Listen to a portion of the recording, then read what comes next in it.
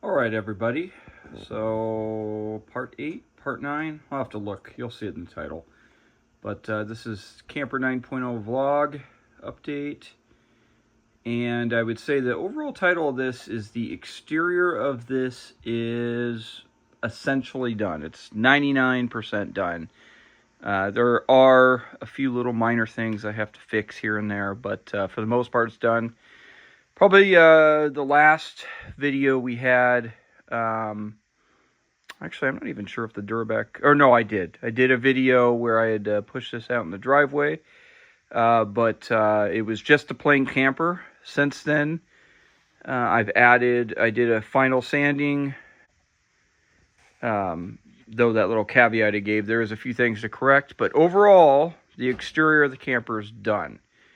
So I added the windows, and we added the doors and vents around the AC pod, add a little Rotopax mount and fuel tank at the bottom, and over on this side, I added a shovel, a lashing point, but in this case I just put in some baby traction boards, but you could put other stuff, and I put in the porthole window, but instead of having it over the door, I moved it above that one side. Now you guys might see on the door there, I have something that says door that was in red that's bleeding through. That's one of the little things I've got to correct. So don't judge me. Added the rooftop vent fan up there, and I've got to do a little bit more sealing on that, and then put in the solar panels. So I'm gonna clip in a little still image here. But a couple videos ago, I did a little experiment as to how I wanted to mount these. And if you guys recall, these are sitting on a 1/4-inch standoff here. And in the dead space between them, I mounted in some foil tape. And in the experiment I did, that will help, even though it's not large enough to be a traditional air gap that they recommend. In my experiment, it did help mitigate some of the heat and deflect it away from the camper itself. It did have the negative side benefit of, or not a benefit, but the negative side effect of actually heating up the panels a little bit. But I would rather keep some of the heat out than I would. I think it'll be fine, basically, that's my short point. But I think it looks great. I think the black accents with the solar panels and the windows and all the various things on the back just bring it all together. And that brings us into our next phase. That next phase is the interior. So what I did is I came in and sealed up all of the inside portions. Obviously it doesn't look pretty. It's not a cosmetic job. It's just to seal up those back halves of that 1/4-inch ply. And we got in the floor. This is a laminate floor. Of course, it'll be trimmed up around the edge at a later time. That went in nice and clean. And then above in this cab over section, and keep in mind, just like 8.0, this is going to be storage up here. This is not going to be cosmetic. There'll be a door on this, but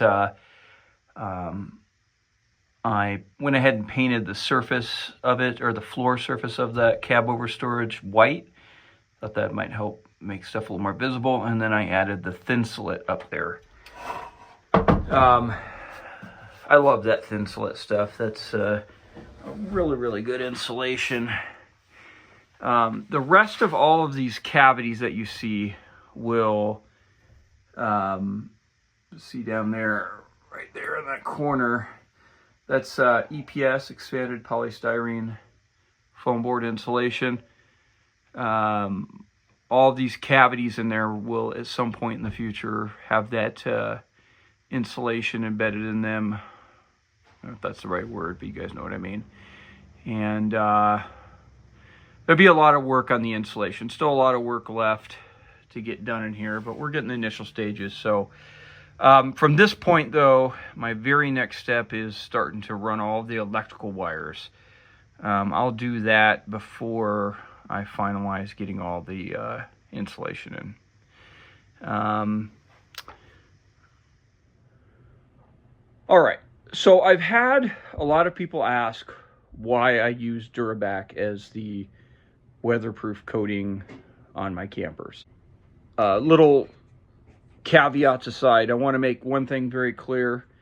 I have no relationship at all with Durabac, and I'm going to explain why I do it, but my intent of none of this is to try to compel any of you guys to do that.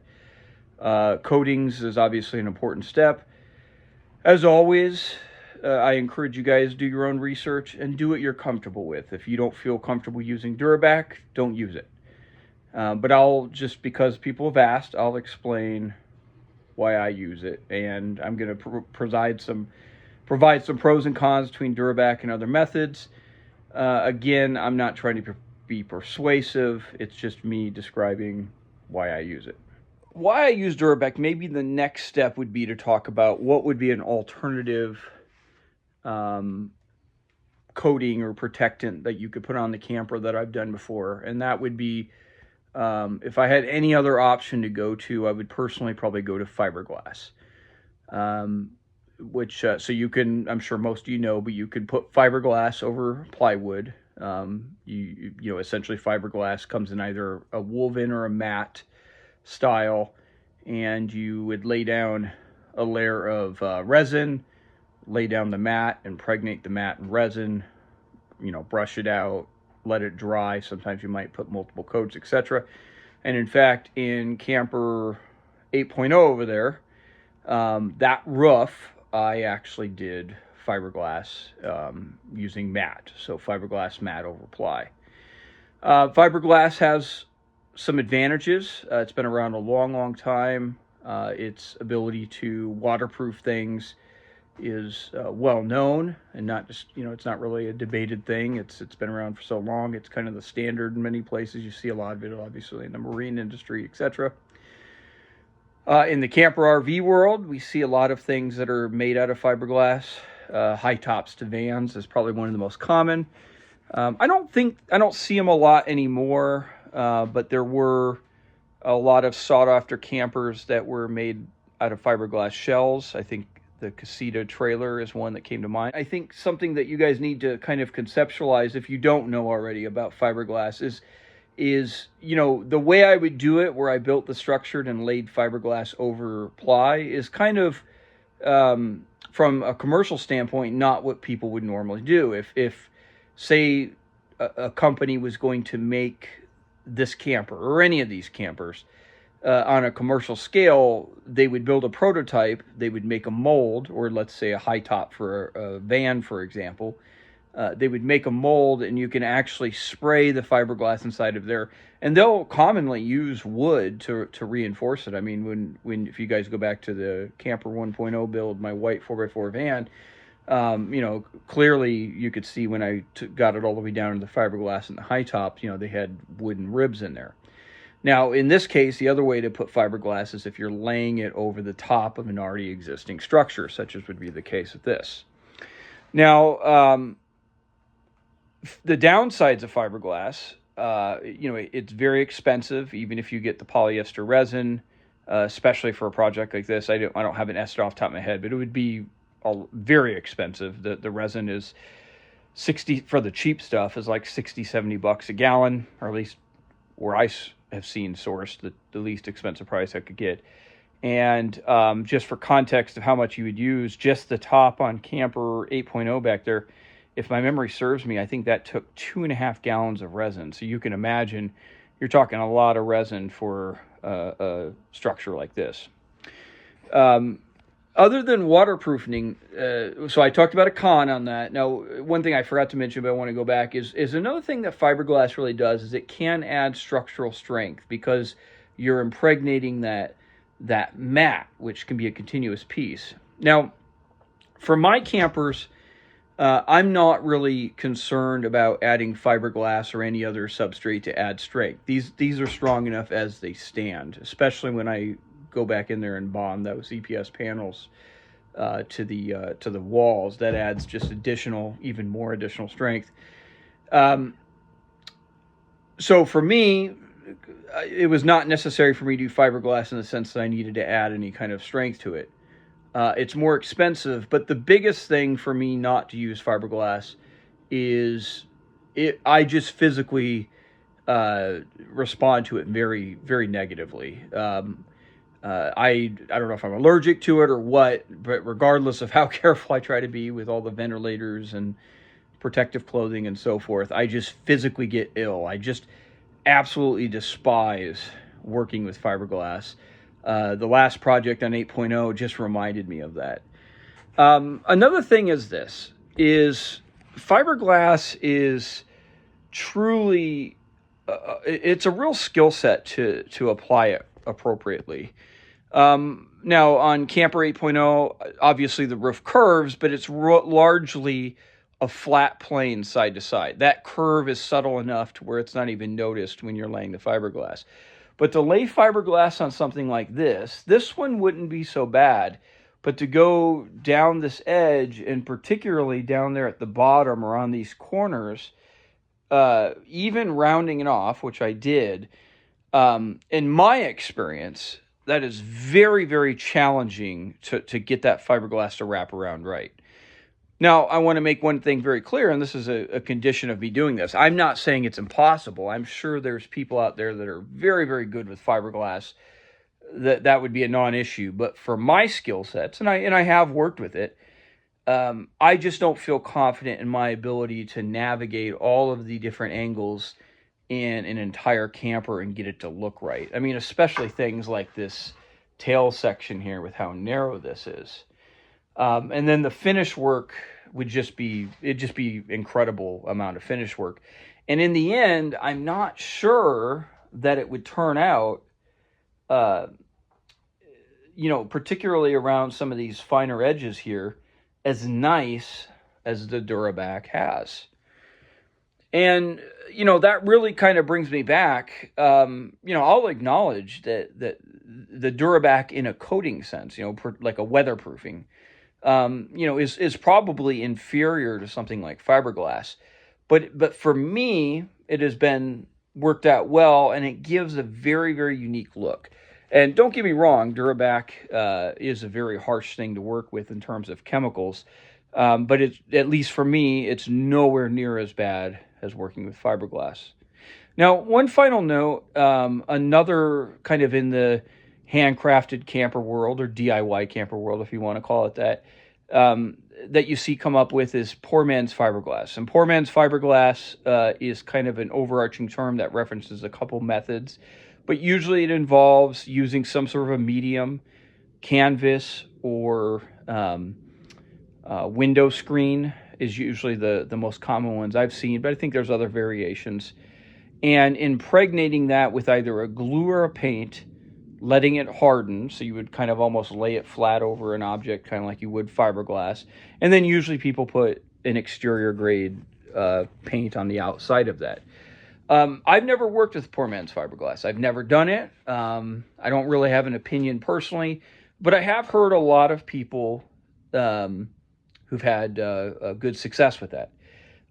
For me, I chose not to do it. If I was going to try it, I would try it on a small scale. Some others, I'd basically just make a mock-up and just see how it works. But a lot of the concerns I have about fiberglass in terms of kind of wrapping it nice and smooth and even over some of these edges and getting it to look as nice as it does with the Duraback, I'm not saying that's impossible. Again, I've never actually used it, but I suspect that it would be that challenging. So I've kind of talked a lot, but my long-term point is this. This is why I use Duraback. If you guys are inspired to build your own camper, do research outside of just me and do what your gut tells you. I'm not saying fiberglass or PMF is impossible in these kinds of situations. For me, I just don't think I have the skill sets to do that. Plus, I don't like working with it. And, that kind of brings up a final point.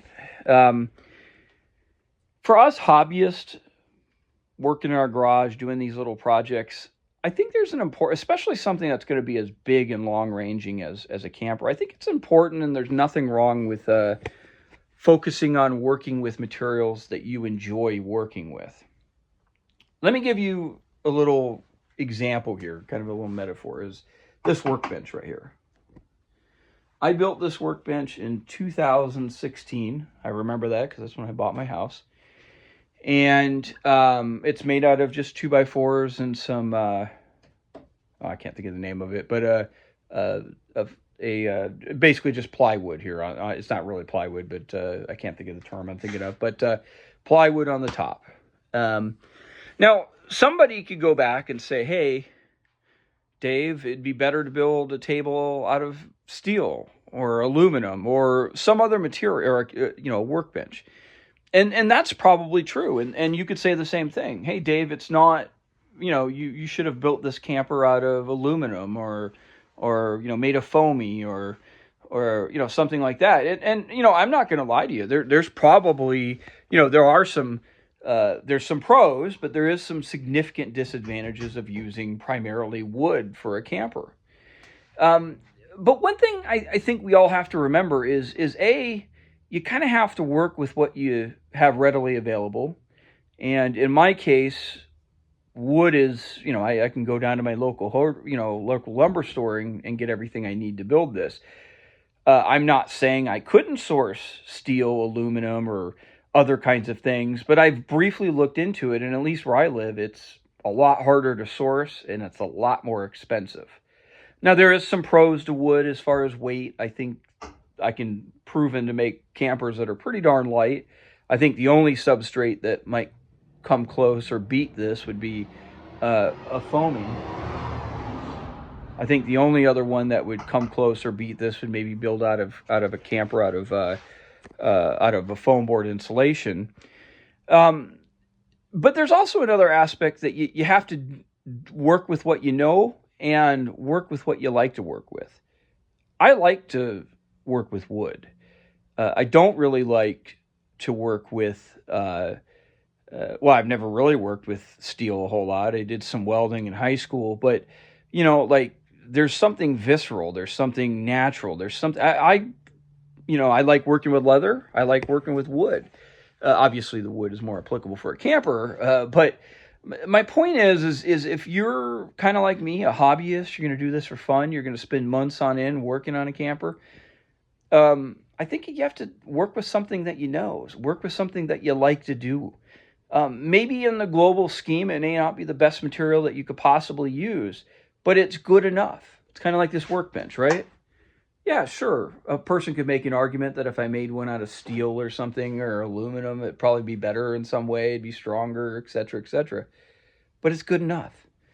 And for me, in the building of my campers and all my experience, there are some pros to wood too, so I'm not saying there isn't, but the wood is good enough. It makes it strong enough, it makes it light enough, and most importantly, I enjoy working with it. It's relatively inexpensive when you compare it to a lot of other materials, and it's readily available. And a lot of those same facets come down to why I use Duraback. It works good enough for me. It's available. It's got some strong fumes, but compared to doing fiberglass or something else, it's not bad. Now, if I'm going to make a cedar-sided camper, of course I'm going to use, a product I use that they use on log homes, because that's what it's suited for. But for these smooth-sided campers, that's why I use Duraback. But my final point is this. Don't listen to me. I'm just a guy on the internet. I hope I inspire you. I hope you get some ideas from me. But if you're going to build your own camper or some other similar project, do your own research and do what you feel comfortable with. Anyways, hope that was helpful, and I hope everyone has a great day.